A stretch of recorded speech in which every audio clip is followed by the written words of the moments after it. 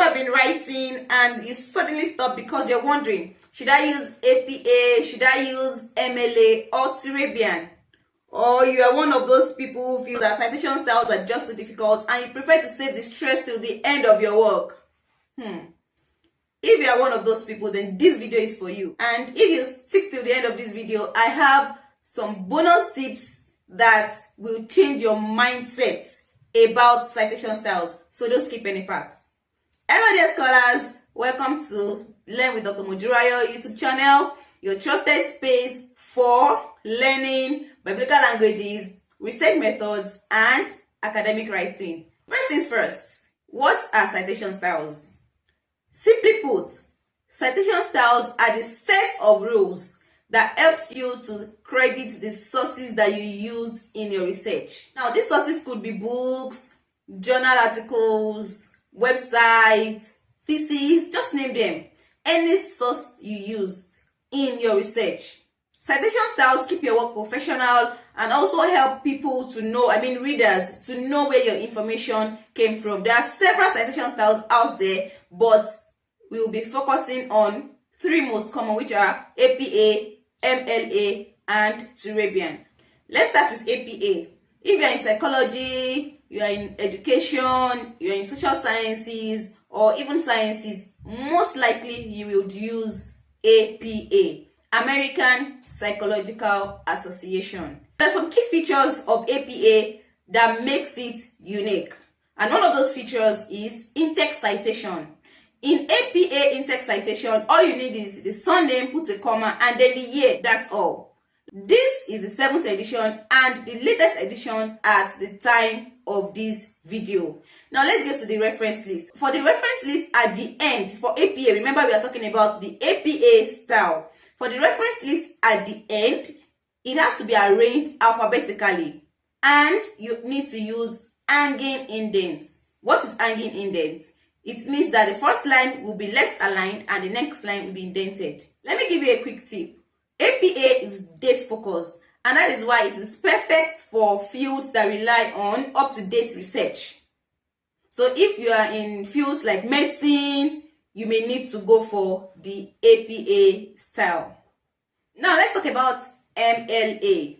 This style is a favorite in literature, in philosophy, in arts and humanities.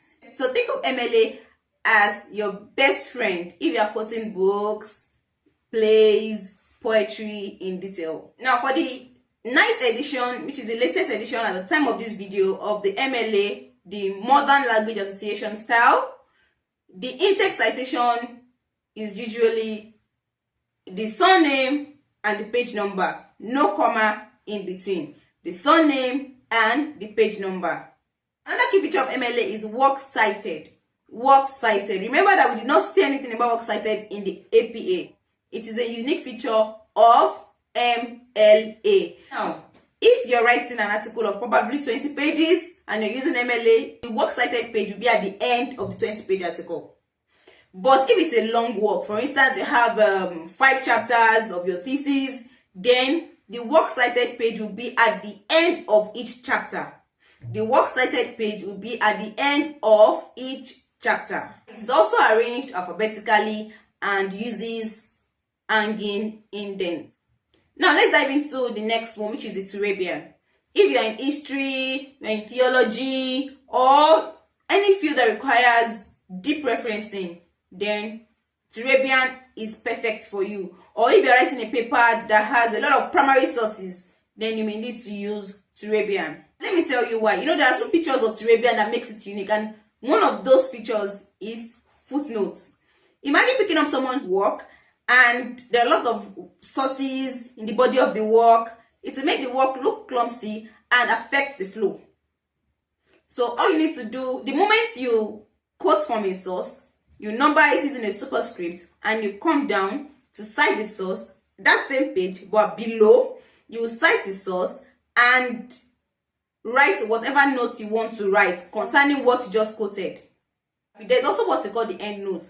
For the end note, it appears at the end of each chapter. So if you have a 5-chapter work or a 4-chapter work, it could be a thesis or dissertation or long essay, the end note will be at the end of each chapter. But remember, if it's a footnote, it's at the end of each page. And this will make your work look so clean without so many references in the body of your work. It's an automatic way of doing that in Microsoft Word. If you want to automatically fix footnotes in your work, kindly let me know in the comment section.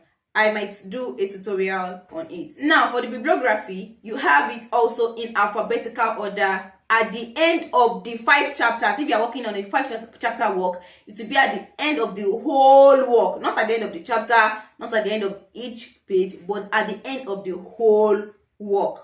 And this bibliography also uses hanging indents. So how do you decide? You have to ask yourself 2 questions. The first question is, what is my field of study? Are you in history or theology that focuses on deep referencing, or you are in medicine or psychology that focuses on up-to-date research, or you're in literature that prefers the MLA style of referencing? That is the first question you ask yourself. What is your field of study? Now, the second question you ask yourself is, what is the requirement by my department or my lecturer for the term paper or the journal article? Now, let me put this out there. If you are to write an article that you want to publish in a journal, you will have to follow the style of referencing used in that journal. Don't do your own. Yeah, because for every journal, there is a chosen style of referencing. So if you are to publish your article in that journal, you have to follow their style of referencing. Journals have citation styles that must be followed. So if you want to publish your article in a journal that uses the Turabian style, you have to follow the Turabian style of referencing.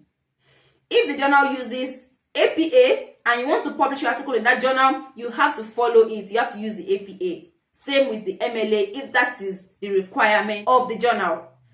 Also, if your lecturer is particular about a certain citation style for your term paper, then you have to also follow it. So always ask. If you are publishing in a journal, ask for the guideline. Read the guidelines. If you are to write a term paper, ask from your lecturer which style of referencing to follow.